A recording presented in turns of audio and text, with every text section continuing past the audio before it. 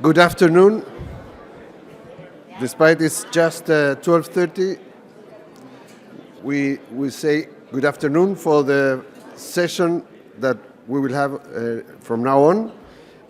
Very good news, Minister Quiroz already arrived to New York. He was about to land at 9:30, and you never know if that will happen. So we will have the pleasure to hear him in his presentation a little bit later. Welcome back after this brief branch. My name is Guillermo Tagle. I am a board member of Invest, and it is my honor to introduce our next speaker. He's Mr. Nicolás Balmaceda, Undersecretary of Public Works of Chile. Infrastructure has been one of the cornerstones of Chile's development model. And to get to its current stage, our domestic capital market has been crucial in the process of financing all the public infrastructure that we have developed through the last few decades. From concessions in roads, airports, and hospitals, to the new generation of projects in water treatment plants, energy, and digital connectivity. Our country has built a long track record of mobilizing private capital to deliver public infrastructure, creating opportunities for international investors and tangible benefits for Chileans. If for all of you that knows Chile and our country, you can realize the efficiency that we have in our public infrastructure and transportation system, which makes a difference of our country through all the investments that has been done in the last decades, being financed mainly by domestic institutional investors and also some large international investors. Now, I'm glad to introduce Mr. Nicolás Balmaceda, Undersecretary of Public Infrastructure. He will make a presentation, and then we will have an interesting conversation following his talk. Please welcome a warm applause to Mr. Balmaceda.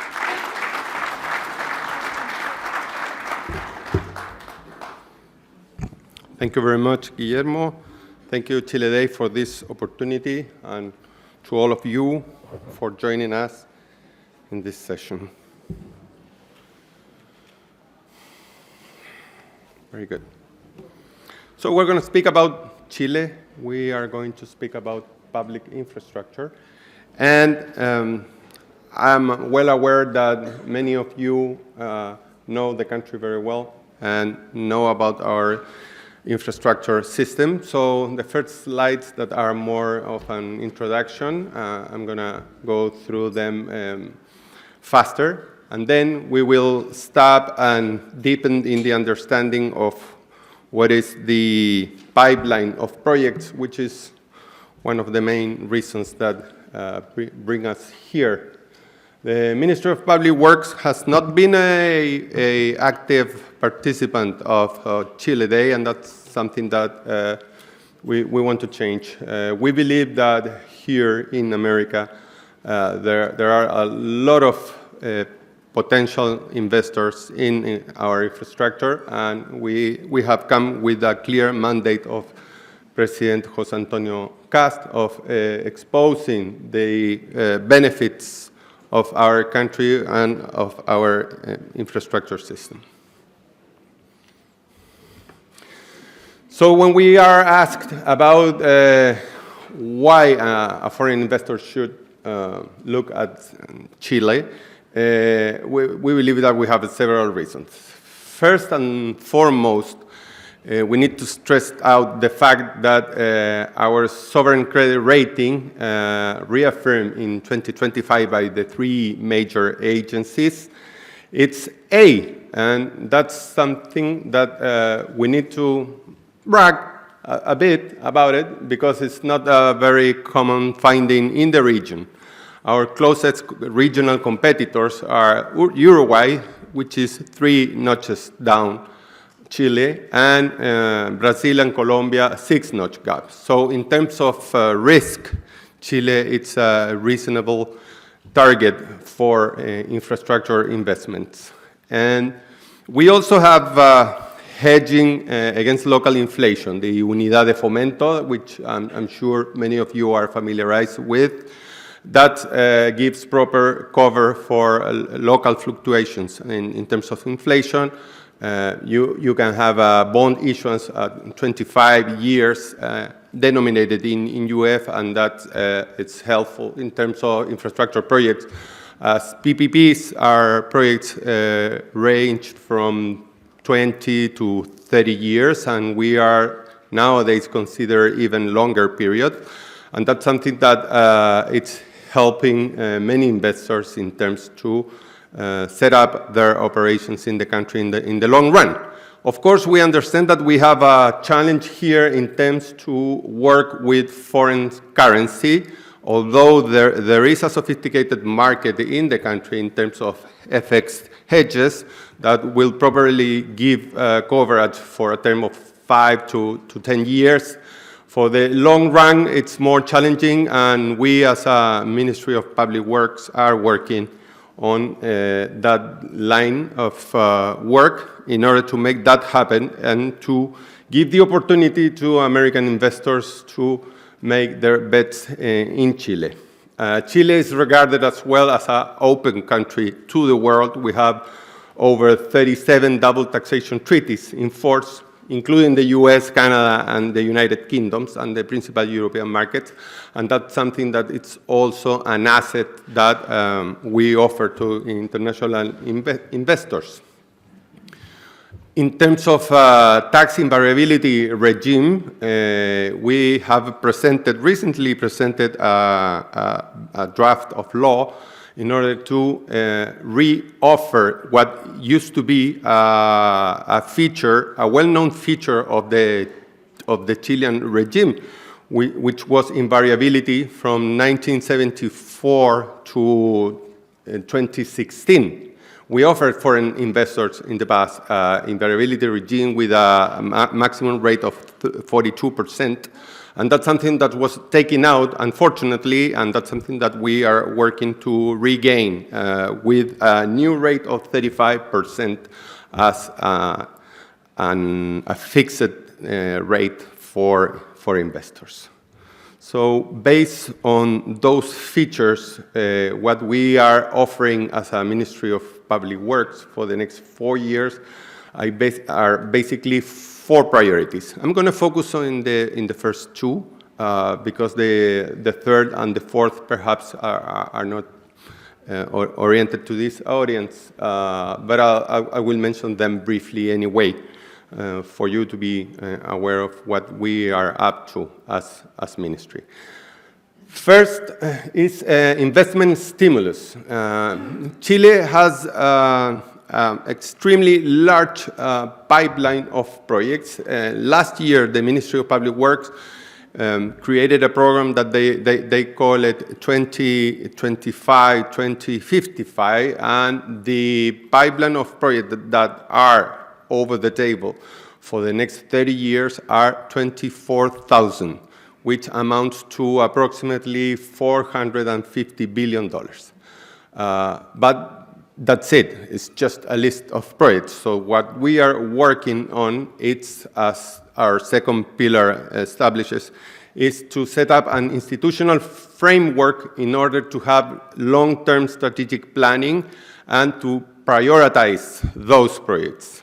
And in terms of priority, we have identified 70 projects that are of the main interest of our ministry, and it is our goal to work on them and to have them up and running by the end of this term.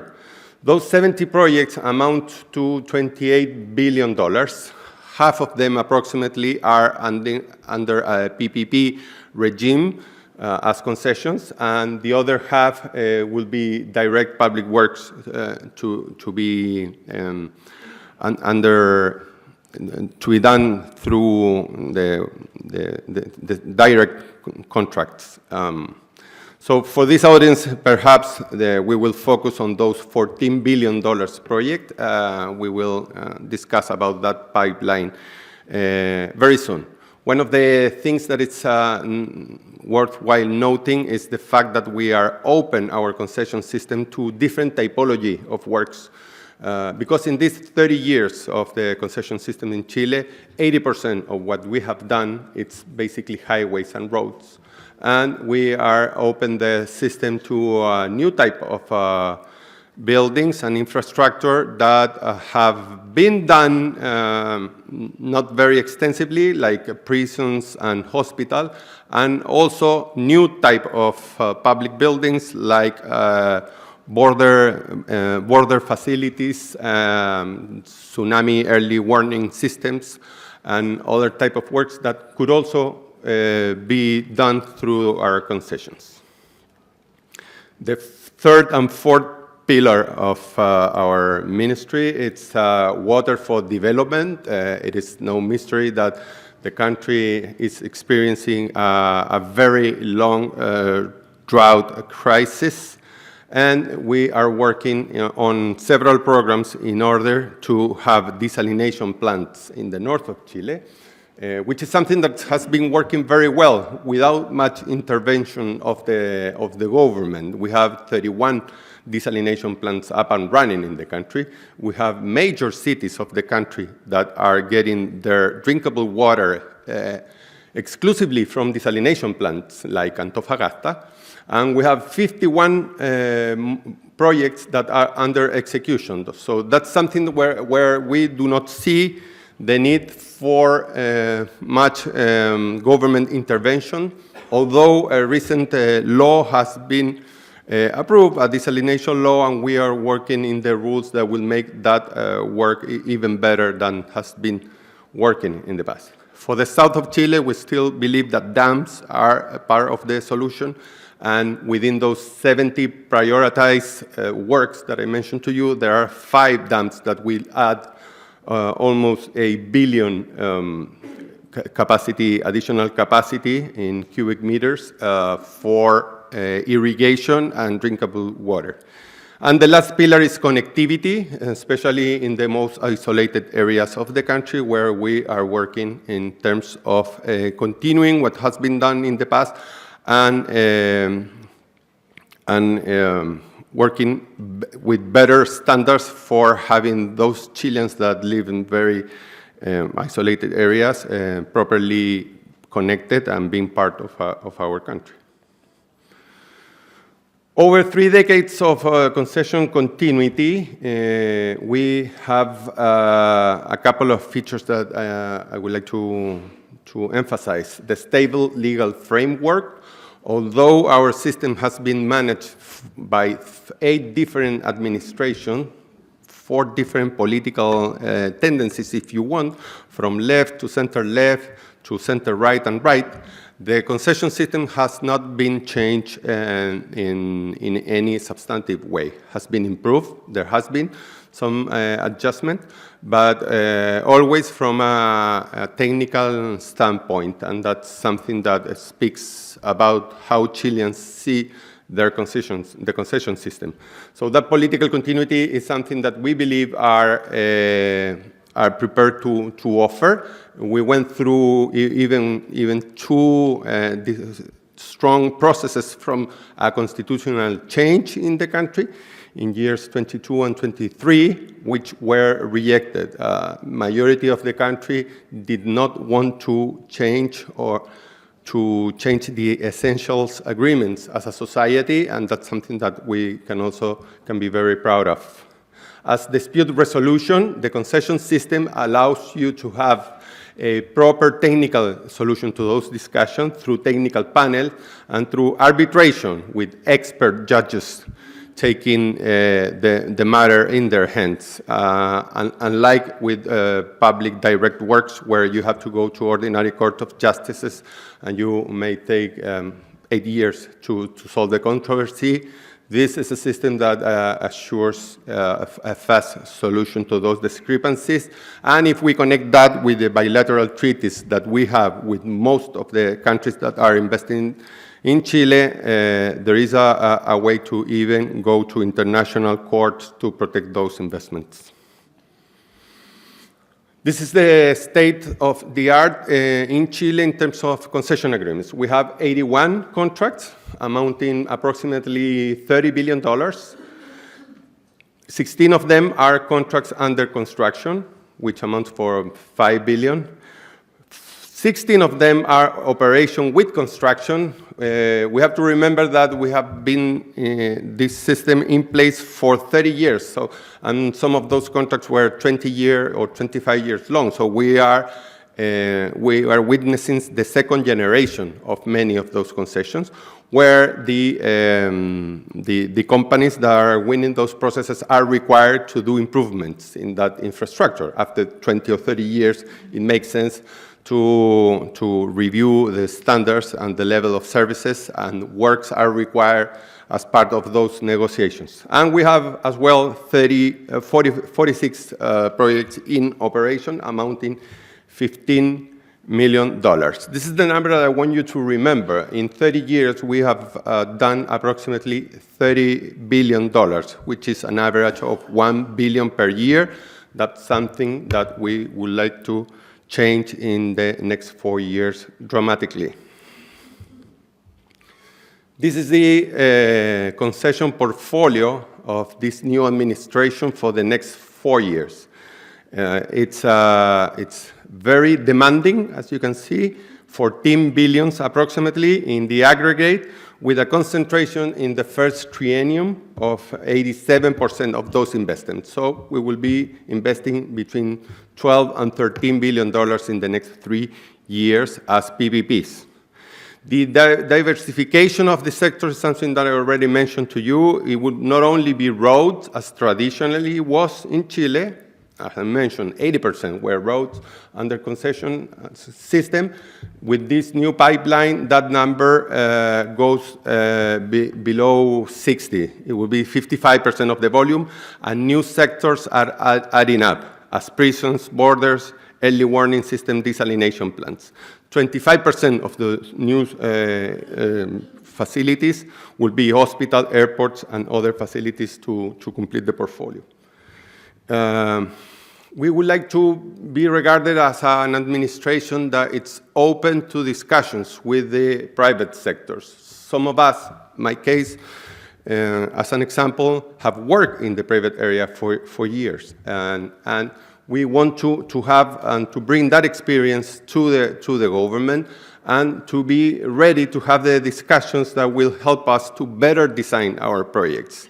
It's no mystery that the concession system in Chile has been suffering for a lack of competition. As you can see the statistics, in 30 years, the first 10 years, we were receiving 4 bids per project, which is a pretty decent number according to international organizations, the BID or the World Bank. If you get 3, at least 3, you can ensure competition. And that was from 95 to 2005. But then from 2005 until 2015, we were receiving less than 3. And that set up an alarm, because getting less than 3 is suboptimal. 2 competitors, it's more risky, and that average includes projects where we got only 1 bid or even none. And the past 10 years, then the alarms went over the roof, because we are receiving less than 2 bids per project. And that's something that we are firmly deciding to change, and that explains the participation of the mob in an instance like this, and all the meetings that we are having. Yesterday, I met with several banks, law firms, infrastructure funds, and we are open to do that. And please don't be shy. I mean, many people doesn't want to approach us because they think that there are legal constraints. We can speak freely over here, and in Chile, well, there is a system, a lobby law, but it's very easy. You ask for a meeting, and we will give that meeting. That's something that has been a change in the past weeks, for what I heard. I've had over 50 meetings in this almost 2 months, and many people have said that they were asking for those meetings for years and were not responded. We are answering all those request in a positive way, because we understand that with that input, our processes will be more successful and we will get the competition that we're looking for. This is the pipeline, the specific pipeline for the next 4 years. As you can see, it's very aggressive. This year, tender calls for over 3 billion in roads, prison, border, and justice. All of these have a specific and certain date. This is not the idea that we have. This is not just the plan. These are processes that have been included in our pipeline with specific dates for setting up the bidding rules, to receive offers, to open those offers, and to grant the projects. In 2027, 4.7 billion in tender calls, 4.8 in 2028, and by the end, 29 and 30, that number is decreasing because we do not have a certain date, but that doesn't mean that we are not going to do more by that time. But if we can do what we have planned only in the 3 years, that will be a massive change of what has been done in the past. What is the core of the pipeline? It's concession roads, as I mentioned to you. A bit over 50% of this pipeline is road. Main axis, Route 5 or Ruta Panamericana, we have $2.9 billion in concessions. New urban corridors, in the aggregate, also 2.9 billion. Regional connectivity, in the aggregate, 2.5, and that adds up of a portfolio of $8.3 billion for the next years. And this is the specific list of those concessions that are being tendered in the near future. You can see the amounts. They are substantive, and they add up to this plan of $14 billion that as a ministry have for the next 4 years. And the expansion on concession, these are the new sectors. This is the novelty. First and foremost, penitentiary infrastructure. This is something that is the first priority as a country. We really need to increase our prison capacity. Our plans include several facilities that add up to $3.9 billion. Those are structured as availability payments, so it's a safe bet for an investor. And in this way, we are planning to solve a very dramatic, overcrowded problem that our prison system has. We have approximately 60,000 in prison people, and the capacity is 40,000 only. So now we have a deficit of 20,000, and this plan will add almost 30,000 more places to have those people living in better conditions, to have the capacity to isolate them or to separate and to stop all the crimes that are being committed from prisons to the outside, and in general terms to respond of what has been probably the principal request of the Chilean people, and what explains that President Kast is the president that has been most voted in the Chilean history. This was part of his agenda as an essential part of it. Then integrated border complexes. That's something that has not been done in Chile, but it also is part of the security agenda. We have a problem with illegal immigration in the country. We need better complexes to manage that immigration from the border, and we are planning to do those through the PPP system.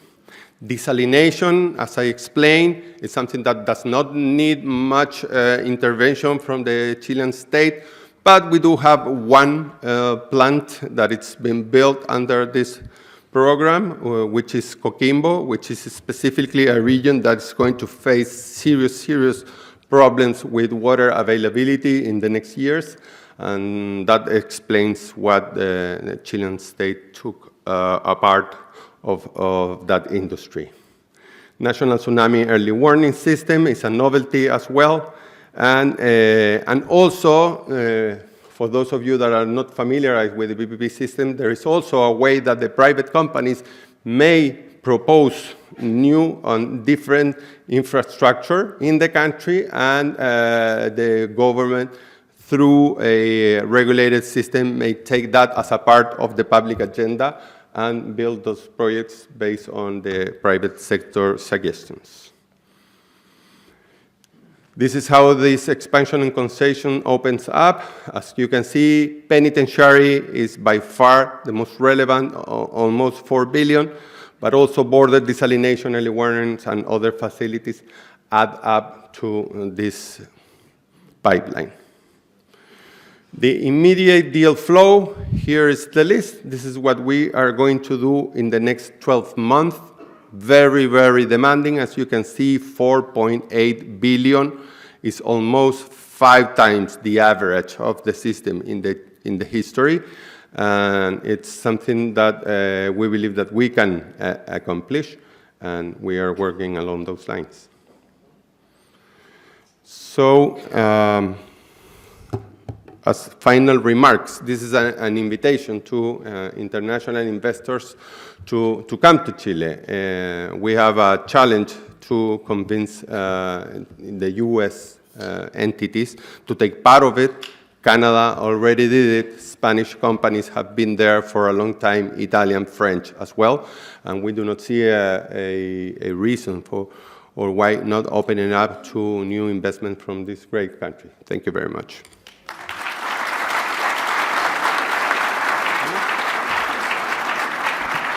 Thank you, Undersecretary Balmaceda. We invite you to stay here at the stage.